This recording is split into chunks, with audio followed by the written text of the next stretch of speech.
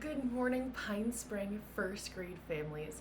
This is Mrs. Turlop, and I'm here today to talk to you about the IReady assessment.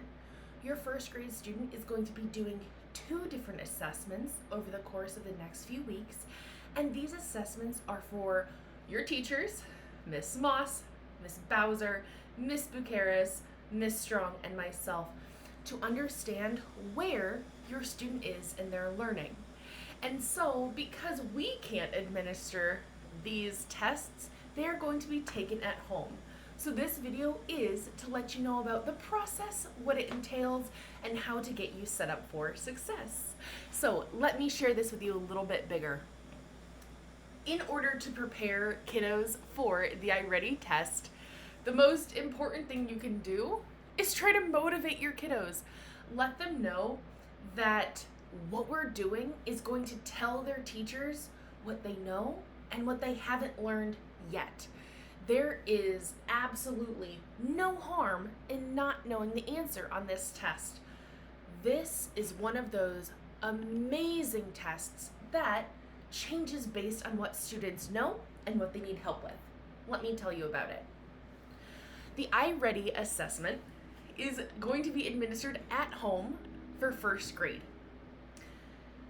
What I'm going to go over is things you need to know, what to expect. There are some introduction videos that your teachers will be sending to you later, some tips for success, and just some reminders. Now, you and your first grader might be thinking, why are we taking the IReady diagnostic? Or what even is it? Well, your student, if they were at Pine Spring last year, they took it in kindergarten. But the diagnostic is important because it helps you and your teachers understand what you already know and what you still need to learn. Because we all have things that we need to learn in first grade. So, it helps your teachers make the best use of your learning time. With distance learning, we aren't in the building with you as much as we would have been if we were in person. So when we get on the video with you, we want to make sure that we are using your time absolutely to its fullest. So, show what you know. Try your best so that you can show what you've learned. Kiddos, just like if you took this at school, we cannot help you. Miss Bucaris is not giving you the answer. Mrs. Turlop is not giving you the answer. Miss Bowser, Miss Strong, and Miss Moss, they are not going to help you, and neither are your parents, because this is to show what you know. Now, you might come across a question that is too hard, okay? I want you to know that that is okay. This type of test is an adaptive test. Oh my gosh, this is so cool. It means that the questions change based on your answers. So some questions might be super hard. And if you don't answer it correctly, guess what?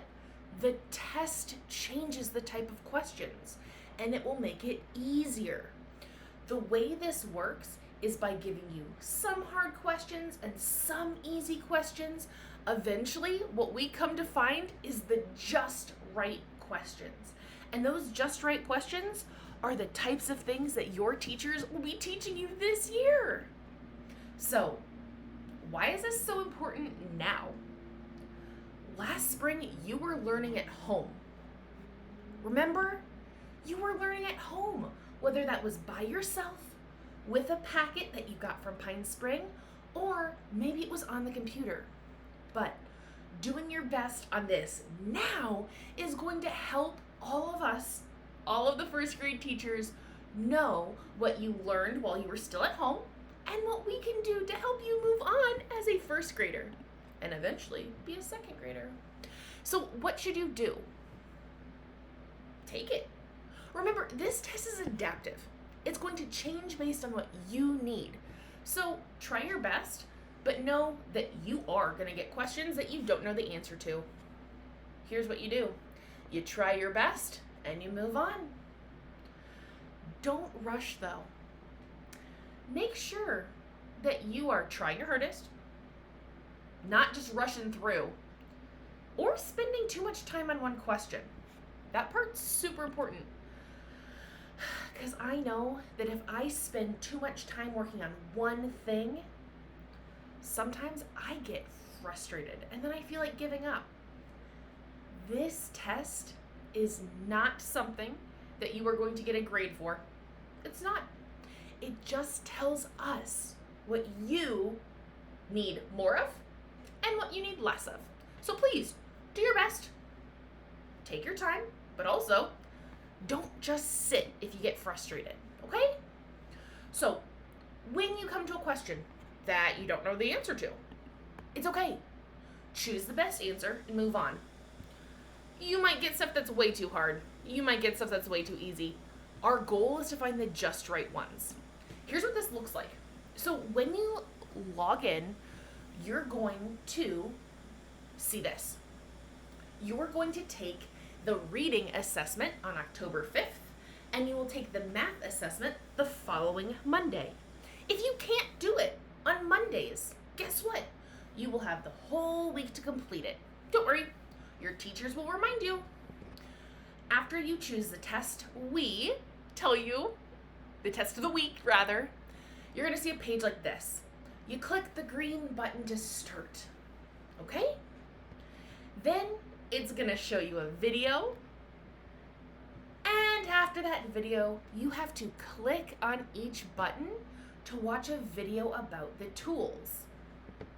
When you're taking this test, there are different tools you have to learn how to use. You have to watch all of the videos before you can actually start, okay?